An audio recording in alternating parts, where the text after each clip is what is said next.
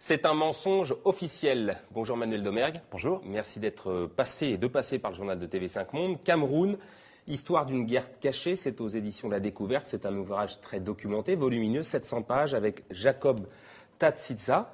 Il est historien camerounais, vous l'avez écrit avec lui, et avec Thomas Deltombe, qui, comme vous, est journaliste. Pourquoi est-ce que la France nie toujours l'existence de cette guerre qui s'est déroulée entre 1948 et 1971 ?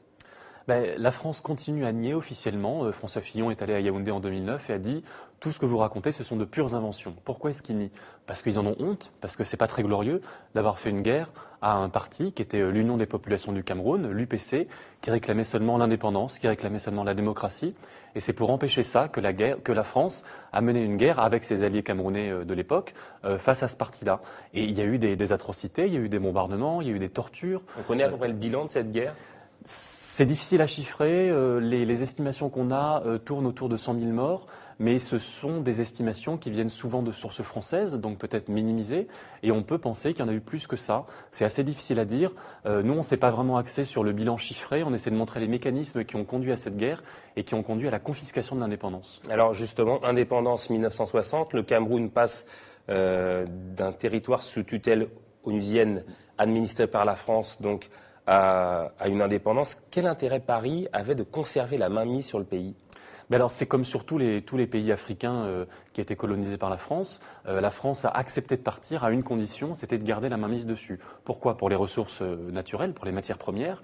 Au Cameroun, il y a du pétrole, il y a du café, il y a du cacao, il y a pas mal de choses comme ça. Et puis pour le prestige, pour la puissance, l'Empire français, la puissance française gaulliste, tient à cette époque parce qu'il y a l'Empire africain derrière, ou l'ex-Empire africain, ce sont des voix à l'ONU, c'est un réservoir de puissance. Et le général de Gaulle a accepté la décolonisation à cette condition, à la condition d'avoir des accords de coopération qui donnaient à la France un rôle prépondérant en termes de commerce, en termes de coopération militaire, etc. Et en fait, le traumatisme de Gaulle, et puis de la France en général, c'est d'avoir perdu l'Indochine, puis l'Algérie. Et ils ont absolument fait tout ce qu'ils pouvaient pour éviter ce même scénario en Afrique subsaharienne. Alors ils ont raté en Guinée avec le nom de Sékou Touré, et au Cameroun, puis ensuite dans tous les autres pays, ils ont réussi par la force. En tout cas, c'est ce qu'on montre dans le cas du Cameroun.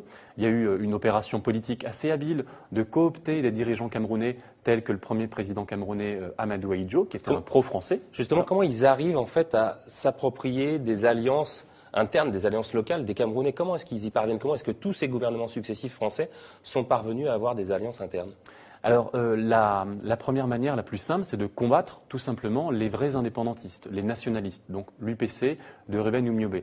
Les combattre, ça veut dire frauder les élections, ça veut dire emprisonner les leaders, leur faire la guerre quand c'est nécessaire, les assassiner, en brousse comme c'est le cas pour Ruben Oumyobé en 1958, ou en Suisse, Félix Moumié, le président de l'UPC, qui a été empoisonné par la France, tout simplement.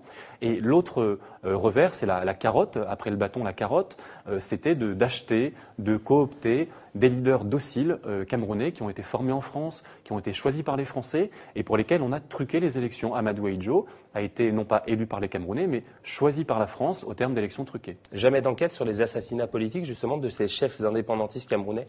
Il y a eu quelques enquêtes. On ne dit pas qu'on arrive et qu'on découvre tout. Je pense notamment à Mongo Betty, qui est un romancier, écrivain camerounais qui a fait un livre à succès qui s'appelait Main basse sur le Cameroun.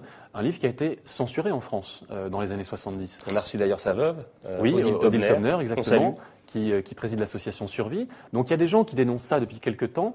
Et nous, ce sont ces dénonciations qui nous ont interpellés en tant que journalistes et historiens. On s'est dit, mais c'est quand même incroyable. On parle de bombardement, on parle d'une guerre qui... Personne ne dit le mot guerre aujourd'hui en France à propos du Cameroun.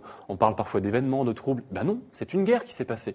Et une guerre a besoin d'être documentée. Il faut qu'il y ait des journalistes qui enquêtent, des historiens qui se renseignent, qui aillent dans les archives. C'est un travail de 4 ans. Vous avez eu du mal justement à faire vos recherches ou pas du tout? On a eu beaucoup de mal parce qu'il faut être des deux côtés, il faut être au Cameroun et en France. C'est pour ça qu'on a une équipe franco-camerounaise. Comment vous avez travaillé avec Thomas Deltombe et avec Jacob Tatsitsa? Alors là où on apporte quelque chose, c'est qu'on est allé voir les témoins français qui n'avaient jamais parlé, pour la plupart d'entre eux, alors qu'ils sont dans l'annuaire, que n'importe qui peut les contacter, mais personne s'était intéressé à leurs témoignages. Donc on a confronté leurs témoignages, les témoignages des politiques camerounais, des anciens maquisards, etc.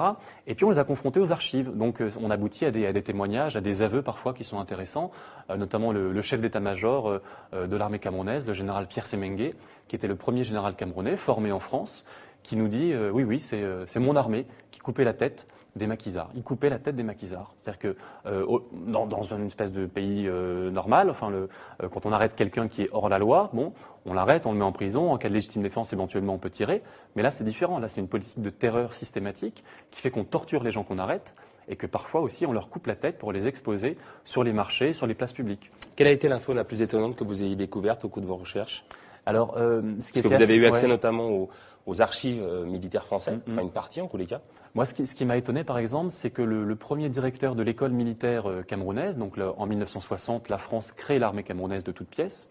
Et ce premier directeur était un lieutenant français qui s'appelait Jacques-Louis Lefebvre et qui revenait d'Algérie et qui était un tortionnaire, tout simplement. Il était lieutenant et les officiers camerounais aujourd'hui ont été formés par un tortionnaire. Et on a rencontré les officiers qui ont été formés cette première année 60. On leur a dit, parlez-nous de Jacques Lefebvre. Ils nous disaient, oui, il nous apprenait à torturer. Les gens les officiers faisaient des stages dans des prisons, on leur montrait la gégène. Et c'est la France qui apprenait ça. Alors vous m'avez dit qu'il y avait eu une forte répression lorsque vous y êtes allé en février 2008. Vous avez assisté à des manifestations, un peu à l'image peut-être de ce qui se passe aujourd'hui en Tunisie. Est-ce que ça veut dire que ce qui se passe pour Ben Ali en Tunisie pourrait se passer pour Paul Biya aujourd'hui au Cameroun? C'est difficile à dire, mais en tout cas, il y a un ras-le-bol dans la population tunisienne, comme on peut le connaître dans la population camerounaise. Et les deux situations sont évidemment différentes, mais il y a quand même des parallèles assez intéressants. C'est que en Tunisie, il y a eu 2 présidents depuis l'indépendance, Bourguiba et Ben Ali. Au Cameroun, il y en a eu 2 également, Amadou Ahidjo et Paul Biya. Paul Biya était le Premier ministre d'Amadou Ahidjo. C'est-à-dire qu'il y a une continuité depuis 50 ans. 50 ans, c'est quand la France a donné l'indépendance à des gens qu'elle avait choisis. Et donc, on peut dire aujourd'hui que Paul Biya, que les dirigeants camerounais ont été choisis initialement par la France. Et le peuple camerounais n'a pas eu à dire son mot. Et quand il a à dire son mot, quand il va dans la rue, on lui tire dessus. En février 2008, il y a eu plus de 100 morts en 3 jours. C'est-à-dire que l'armée, la police camerounaise tirent sur les manifestants. Vous m'avez dit que le fil conducteur en fait, de cette négation de la France concernant ce conflit, c'était le racisme. Qu'est-ce qui vous permet de dire ça?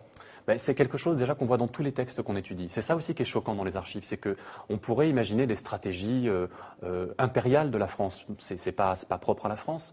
Mais c'est toujours habillé d'un racisme, un racisme typiquement colonial, où on méprise les gens et on veut faire leur bien à leur place.